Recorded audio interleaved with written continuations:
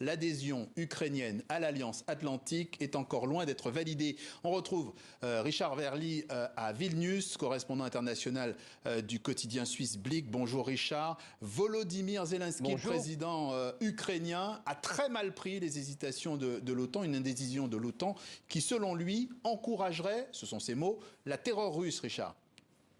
Absolument. Volodymyr Zelensky a même dit qu'il était absurde de retarder l'entrée de l'Ukraine dans l'OTAN. Alors cela dit, ça fait partie d'un refrain attendu. Il était clair que le président ukrainien mettrait une pression maximale avant d'arriver ici à Vilnius. Il est attendu ce soir pour le dîner, puis pour le Conseil OTAN-Ukraine. On voit bien sa stratégie.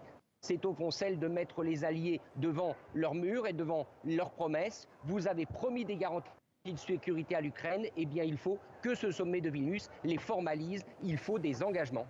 Alors Richard, du coup, contrairement à la dernière fois, l'avenue du président Zelensky à ce sommet de l'OTAN s'annonce-t-elle tendue ?